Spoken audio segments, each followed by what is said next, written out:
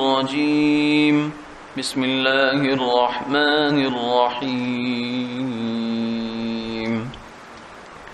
ولا تحسبن الذين قتلوا في سبيل الله أمواتا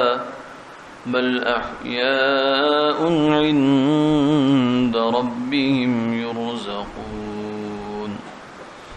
صدق اللہ العظیم۔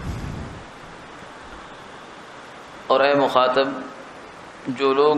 اللہ کی راہ میں قتل کیے گئے ان کو مردہ مت خیال کر، بلکہ وہ لوگ زندہ ہیں، اپنے پروردگار کے مقرب ہیں، ان کو رزق بھی ملتا ہے۔ غزوہ احد میں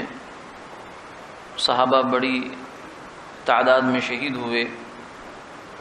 تو منافقین نے طعنے بھی دیے اور یہ بھی خیال لوگوں کو دلایا کہ اگر وہ جنگ میں نہ جاتے تو شاید بچ جاتے،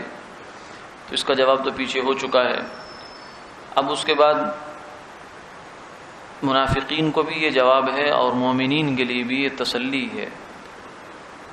منافقین کو جواب یہ ہے کہ تم یہ سمجھتے ہو کہ ہم میدان جنگ میں نہیں گئے تو ہم نے بڑا فائدہ کما لیا، جان بچ گئی،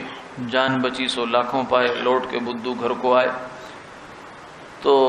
تم یہ سمجھتے ہو بڑا فائدہ اٹھایا، لیکن اصل بات یہ ہے کہ فائدے تو وہ لے گئے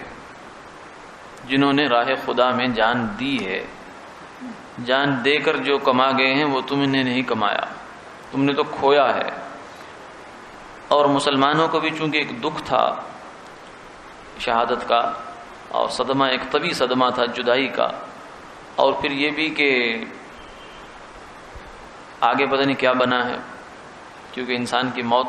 کے بعد تو آدمی نہیں جانتا کہ آگے کیا ہے۔ اللہ کی ذات سے امید اچھی ہوتی ہے، لیکن یقین تو نہیں، یقین کے ساتھ کوئی بات عام انسان نہیں کہہ سکتا۔ ہاں یہ اللہ کے نبی کی شان ہے کہ وہ وحی الہی کے ذریعے سے کسی کے بارے میں یقین کے ساتھ بتا سکتے ہیں کہ اس کا انجام یہ ہوا ہے۔ عام آدمی کسی کے بارے میں کچھ نہیں کہہ سکتا۔ اسی لیے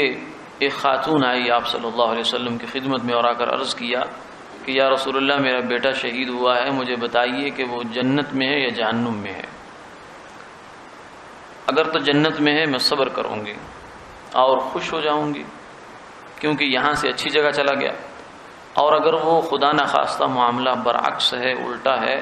تو پھر میں ایسا روؤں گی پیٹوں گی کہ دنیا یاد کرے گی۔ یعنی رونے پیٹنے کی جو ہے وہ بات تو یہ ہے کہ انسان کی آخرت خراب ہو جائے، اگر آخرت بن جائے تو پھر رونے کی کیا ضرورت، گویا کہ یہ پیغام دیا اس نے۔ اور اسی طریقے سے حضرت جابر رضی اللہ تعالیٰ عنہ ایک بہت پیارے صحابی ہیں آپ صلی اللہ علیہ وسلم کے، ان کے والد شہید ہو گئے احد میں، اور کافی بیچاروں کے لیے پیچھے معاشی مسائل بھی تھے، قرض بہت سارا تھا، اور 9 کے قریب ان کی بہنیں تھیں